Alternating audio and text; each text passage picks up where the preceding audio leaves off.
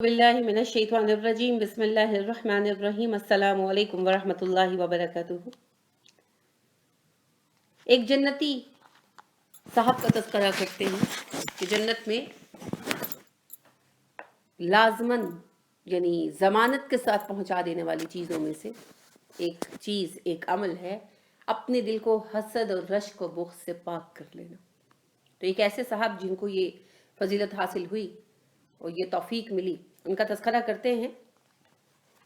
अनस बिन मालिक बयान करते हैं कि रसूल अकरम सल्लल्लाहु अलैहि वसल्लम के हमरा हम बैठे हुए थे कि आप सल्लल्लाहु अलैहि वसल्लम ने फरमाया, अभी देखना तुम्हारे पास एक जन्नती आदमी आएगा। चुनाचे एक अंसारी जाहिर हुए, यानी जाहिर हुए मतलब कि आए, दिखाई देने लगे, जिनकी दाढ़ी से वजू का पानी टपक रहा था और वो अपने बाएं हाथ में अपनी जूतियां लटकाए हुए थे, यानी वजू करके आ रहे थे। अगले दिन फिर आप सल्लल्लाहु अलैहि वसल्लम ने यही कहा, भी देखना एक जन्नती आदमी आएगा। वही साहब उसी हालत में आए।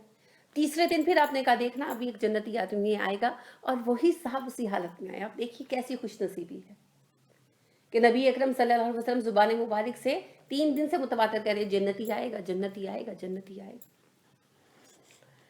तो नबी करीम सल्लल्लाहु अलैहि वसल्लम फिर वहां से जब उठ गए तो अब्दुल्ला बिन अमर बिन अलास जो हैं वो उस साहब के पीछे गए और उनसे कहने लगे कि मेरा अपने वालिद से झगड़ा हो गया है, मैंने कसम उठाई है 3 दिन तक उनके घर पास नहीं जाऊंगा, घर नहीं जाऊंगा, यानी तो अगर आप मुनासिब ख्याल करें तो ये मुद्दत मुझे अपने पास गुजार लेने दें। उन्होंने कहा ठीक है, हाँ, ये मेहमान बन जाए मेरे।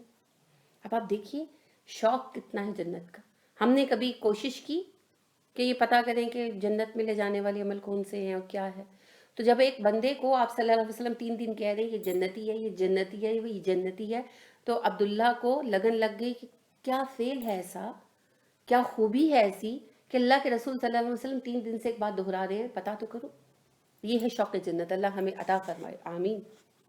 अनस कहते हैं कि अब्दुल्ला ने यानी फरमाया, अब्दुल्ला ने बाद में अब्दुल्ला बिन अमर ने अनस को जब यह किस्सा सुनाया तो कहा कि मैंने वो 3 रातें उनके साथ गुजारी, मगर रात को उन्हें उठकर इबादत करते नहीं देखा, कि तहज्जुद गुजार नहीं थे।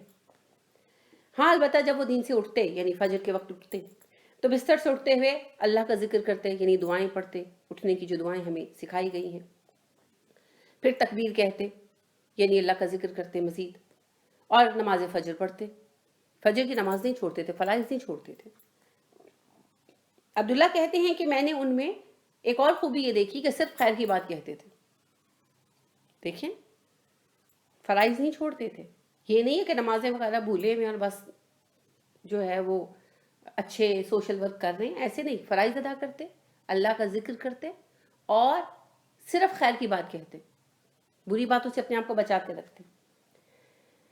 फिर जब 3 रातें गुजर गईं और यानी मैंने करीब था कि मैं सोचता कि उनका अमल बड़ा हकीर है, मैंने उनसे सवाल किया कि अल्लाह के बंदे, मेरे और मेरे अब्बा के दरमियान कोई झगड़ा नहीं हुआ। असल बात यह है कि मैंने रसूलुल्लाह सल्लल्लाहु अलैहि वसल्लम को 3 दिन ये फरमाते हुए सुना कि आप जन्नती हैं, और तीनों मर्तबा जब एक जन्नती आदमी का तज़किरा आया तो सामने आने वाले आप ही थे। तो मैं आपके पास इसलिए आया था कि देखूं आपका कौन सा अमल है जिसने आपको इस मर्तबे का हामिल बनाया, ताकि मैं भी उस अमल पर यानी कर सकूं, पैरवी उस अमल की कर सकूं। लेकिन मैंने तो आपको कोई बहुत शदीद इज्तिहाद करते, कोई कोशिश करते, मेहनत करते हुए पाया ही नहीं है। तो किस चीज़ ने आपको इस मुकाम तक पहुंचा दिया है जिसके सबब से रसूलुल्लाह सल्लल्लाहु अलैहि वसल्लम ने ये बात कही। अब देखिए ना, अल्लाह के रसूल कह रहे हैं तो असल में इनको जिब्राइल ने बताया, और जिब्राइल को अल्लाह ने कहा कि जाकर कहो, तो अल्लाह रब्बे करीम उनके जन्नती होने को जो है तस्दीक कर रहे हैं ना इस बात की। उन साहब ने जवाब दिया कि बच्चे, मैं तो वही कुछ करता हूँ जो आपने देखा। अब्दुल्ला कहते हैं मैं वापसी के लिए मुड़ा, जो मैं चलने लगा तो उन्होंने मुझे आवाज़ देकर बुलाया।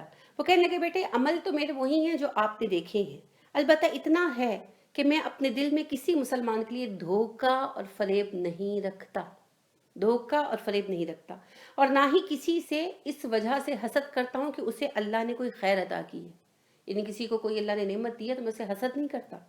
अब्दुल्ला कहने लगे, हाँ जी, यही वो चीज़ है जिसके सबब से आप इस मकाम तक पहुँचे हैं, और हम इसी की ताकत नहीं रखते कि कभी दिल में कोई बात आ जाती है। ऐसी आला चीज़ है दिल में किसी से हसद ना करना। कभी किसी से हसद ना करें। अगर अल्लाह ने किसी को कुर्सी पर बिठाया है तो आपको क्या परेशानी है? अगर आपका दिल चाहता है अपनी भी कुर्सी बना ले, कोशिश करें अपने लिए। दूसरों का रास्ता मत काटे, लेग पुलिंग मत करें, ये जहन्नुम में ले जाने वाला अमल है। दुनिया भी बर्बाद हो जाती है, दिल को सुकून नहीं आता दूसरे की नेमत देखकर, और آخرت بھی برباد ہو جاتی ہے۔ تو حاسدین کو یعنی ایک تو ایسے ظاہری بات ہے دنیا میں سکون نہیں آتا۔ شیخ سعدی کہتے ہیں حاسد تو مر جا، تیرے لیے تو دوہری تکلیف ہے، تجھے اپنی ناکامی کا بھی دکھ ہے اور دوسرے کی کامیابی کا بھی دکھ ہے، تو وہ موم بتی ہے جو دونوں سروں سے جلتی ہے۔ اس تکلیف کے اٹھانے سے بہتر ہے کہ تم مر جا۔ ہر وقت دل بے چین بے قرار رہتا ہے، اس نے یہ لے لیا، اس نے یہ لے لیا، اس نے فریج لے لیا، اس نے نیا صوفہ لے لیا، اللہ نے اس کو دیا، اس نے لے لیا، اور سب سے بڑی بات یہ ہے کہ اس نے جو بھی لیا اس کا حساب بھی دے گا، ہے نا؟ تو حسد دل کی بیماریوں میں سے ہے۔ اللہ رب کریم سے دعا کرنی چاہیے کہ اللہ اس سے محفوظ رکھے۔ رسول اللہ صلی اللہ علیہ وسلم نے ارشاد فرمایا، ایک دوسرے کے خلاف بغض و عداوت نہ رکھو، نہ ہی ایک دوسرے سے حسد کیا کرو، کیونکہ حسد ہمیں منفی راہ پر کوششوں پہ لگا دیتا ہے۔ حسد کا اصل مسئلہ یہ ہے کہ انسان اپنی ساری جو ایفرٹس ہے وہ نیگیٹو سائڈ پر پٹ کرتا ہے، پازیٹیو سائڈ پہ نہیں کرتا۔ یعنی وہ یہ کوشش نہیں کرتا کہ میں اس سے بڑھ جاؤں، یعنی ایک کے نمبر زیادہ آ گئے، میں اگزامپل کے لیے بات کہہ رہی ہوں، دو بچے ہیں، ایک کے نمبر زیادہ آ گئے تو دوسرا یہ کوشش نہیں کرتا کہ میں اس سے زیادہ محنت کروں اور زیادہ نمبر لے لوں، وہ یہ کوشش کرنے لگتا ہے کہ یہ فیل ہو جائے، تو اس کی ساری جو کوششیں ہیں وہ نیگیٹو سائڈ پہ چلی جاتی ہیں۔ تو ضروری نہیں کہ وہ کامیاب ہو، جس کی نیت نیک ہے اللہ رب کریم اس کے لیے رستے آسان کر دیتے ہیں، لیکن وہ دوسرا بندہ جو ہے وہ اپنی ساری صلاحیتیں ضائع کرنے میں لگا رہ جاتا ہے، نہ وہ آگے بڑھ سکتا ہے اور نہ وہ دوسرے کو آگے بڑھتے دیکھ سکتا ہے۔ تو اگر ہم اپنی صلاحیت پازیٹیو سائڈ پر استعمال کریں، مثبت سائڈ پر استعمال کریں، تو عین ممکن ہے ہم دوسروں کو پیچھے چھوڑ دیں، کس کو پتا ہے۔ اللہ رب کریم نے حاسدوں کے شر سے پناہ مانگنے کا ہمیں حکم دیا، اور پھر پوری دیکھیں سورہ فلق اتار دی حاسدوں کے شر سے پناہ مانگنے کے لیے۔ اس قدر یہ ایک شریر جذبہ ہے اور ایسا جو ہے وہ برا فتنہ ہے کہ جس کے سبب سے اللہ رب کریم انسانوں کو ہمارے لیے خطرناک قرار دے دیتے ہیں، اور حسد ہمیں نیکیوں سے روک دیتا ہے۔ آپ دیکھیے نا کہ حابیل قابیل کا واقعہ حسد ہی کی بنا پر پیش آیا۔ حسد ہی تھا جس نے حضرت یوسف علیہ السلام کے بھائیوں کو، جو ایک نبی کے بیٹے تھے، اور ظاہری بات ہے کہ ایک نبی کے زیر سایہ انہوں نے تربیت پائی تھی، یوسف کو قتل تک پر آمادہ کر دیا۔ اور اب دیکھیے کہ یہ حسد ہی تھا جس نے یہود کو رسول اللہ صلی اللہ علیہ وسلم پر ایمان لانے سے روک دیا، حالانکہ وہ ان کو بخوبی پہچانتے تھے۔ سب سے پہلے رسول اللہ صلی اللہ علیہ وسلم کو بچپن میں، جب نبوت کا بھی آغاز بھی نہیں ہوا تھا، دور دور تک پتہ بھی نہیں تھا، کس نے پہچانا تھا؟ بحیرہ راہب نے، یہودی تھے نا۔ پھر دوسری تصدیق کس نے کی تھی؟ ورقہ بن نوفل نے، یہودی تھے نا، عیسائی ہو چکے تھے، تورات و انجیل کے عالم تھے۔ اور آپ دیکھیں سلمان کو کس نے نشانی بتائی تھی؟ آپ صلی اللہ علیہ وسلم کی ایک عیسائی عالم نے۔ تو اس طرح کے بے شمار واقعات آپ دیکھیں گے رسول اللہ صلی اللہ علیہ وسلم کو پہچانتے تھے۔ حضرت صفیہ رضی اللہ تعالیٰ عنہ بیان کرتی ہیں ام المومنین کہ ان کا جو باپ تھا ہوئی بن اختب، جب وہ آیا رسول اللہ صلی اللہ علیہ وسلم مدینہ آئے تو ملنے کے لیے، تو بعد میں گھر آیا تو باپ اور چچا آپس میں ڈسکشن کرنے لگے، تو چچا نے پوچھا کیا کہتے ہیں بھائی جان اس بندے کے بارے میں؟ وہ کہنے لگا کہ اللہ کی قسم یہ وہی رسول ہے جس کا تذکرہ ہم توریت میں پاتے ہیں۔ تو اس نے کہا پھر اب آپ کیا کریں گے؟ تو وہ بدبخت کہنے لگا کہ اللہ کی قسم جب تک زندہ ہوں اس کی مخالفت کرتا رہوں گا۔ یہ حضرت ام المومنین صفیہ رضی اللہ تعالیٰ عنہ کی گواہی ہے۔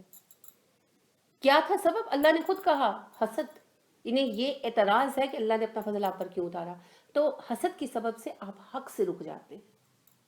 لہذا حسد سے اپنے دل کو پاک رکھیں، کسی پر حسد مت کریں، کسی پر۔ اور اس کا طریقہ کیا ہے؟ رسول اللہ صلی اللہ علیہ وسلم نے فرمایا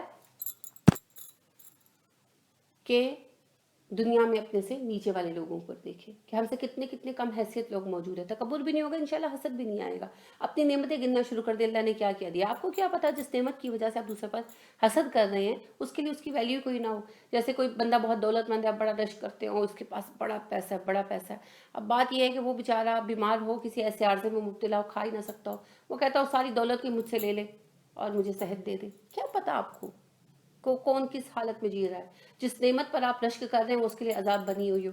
آپ کہتے ہیں اس کا تو بیٹے اتنے بیٹے ہیں اور اتنے یعنی خوش قسمت ہے، مجھے تو اللہ نے بیٹیاں دے دی، اس کے بیٹے ایسے نافرمان اور سرکش ہیں کہ وہ بیچارہ ان کے ہاتھوں جو ہے خون کے آنسو روتا ہے اور آرزو کرتا ہے کہ کاش ایک بیٹی ہوتی میری جو مجھے پوچھ لیتی۔ تو کوئی پتہ نہیں آپ کو، جس کو آپ نعمت سمجھ رہے ہیں وہ اگلے کے لیے زحمت ہی بنی ہوئی ہو۔ لہٰذا ہمیشہ اپنی نعمتیں گنا کریں اور اللہ کی شکر گزاری اختیار کریں۔ یہ بھی یاد رکھیں کہ رشک بھی حسد ہی کی ایک شکل، ایک قسم ہے، البتہ لیس نیگیٹو ہے، ٹھیک ہے نا۔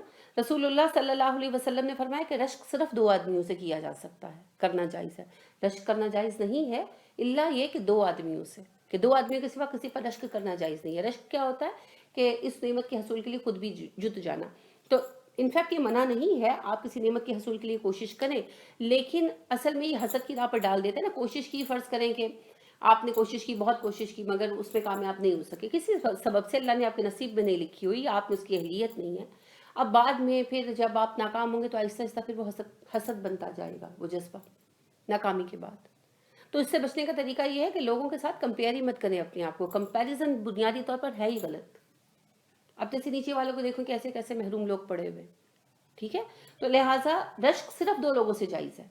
एक वो जिसे अल्लाह रब्बे करीम ने कुरान दिया और वो दिन रात उसके साथ क़याम करता है, कि दिन में भी नमाज़ों में तिलावत करता है, रात को भी उठकर तहज्जुदें पढ़ता है, उस पर रश्क करो। और दूसरा, आप सल्लल्लाहु अलैहि वसल्लम ने फरमाया, वो आदमी जिसे अल्लाह ने माल दिया है और दिन रात की घड़ियों में उसे अल्लाह की राह में खर्च करता है, बाकी इसके सिवा किसी से रश्क भी जायज़ नहीं है, क्योंकि रश्क आपको हसद की तरफ ही ले आता है। आगाज़ उसका हल्का होता है, फिर वो आपको हसद की तरफ ले आता है। तो अल्लाह रब्बे करीम से दुआ मांगा करें, अल्लाह आपके दिलों को ताहिर रखे, पाक रखे। मेरे लिए भी दुआ किया करें, सभी मुसलमानों के लिए दुआ करें, अल्लाह हमारे दिलों को गुनाहों से और बुरे जज्बों से बचाए रखे, इसकी हिफाजत करे। सिर्फ ये नहीं कि हमें हासिदीन की शर से बचाए, हमें हासिद बनने से भी बचाए। और खैर खाही का जज्बा रखेंगे तो इंशाअल्लाहुल अज़ीज़ अल्लाह रब्बे करीम बरकत देंगे आपको भी। और जब किसी की नेमत देखें और महसूस हो दिल में कि भाई इसको ये नेमत मिल गई, फ़ौरन उसके लिए दुआए खैर करें, और बार बार करें, यहाँ तक कि जब तक आपके दिल को करार ना आ जाए। बाज़ औक़ात होता है ना, इंसान है तो किसी को कोई नेमत, हम किसी चीज़ की ख्वाहिश किए बैठे होते हैं कि मैं ये चीज़ लूँगी, तो आप बावजूद कोशिश के नहीं ले सकते, और दूसरा जो है उसको ऐसी आसानी से मिल जाती है, तो दिल में बाज़ औक़ात आता है। तो ऐसी अगर कोई आजमाइश आ जाए, क्योंकि दिल है ना, कैफियत तो आएगी दिल पर, तो ऐसी कोई आजमाइश आ जाए तो उसके लिए दुआएं खैर करें, बार बार करें, बार बार करें, बार बार करें उसकी नेमतों में इजाफे की दुआ, यहाँ तक कि आपके दिल को करार आ जाए, आप खुद महसूस करेंगे दिल साफ हो गया। ठीक है, तो इस तरीके से इंशाअल्लाह आप हसद और रश्क से महफूज रहेंगे। अल्लाह रब्बे करीम हमें तौफीक अता फरमाए और हमारे दिल को इस बीमारी से बचाए रखे। आमीन। सुब्हानकल्लाहुम्मा व बिहम्दिका व नशहदु अल्ला इलाहा इल्ला अंता व नस्तगफिरुका व नतूबु इलैक। अस्सलामु अलैकुम व रहमतुल्लाहि व बरकातुहू।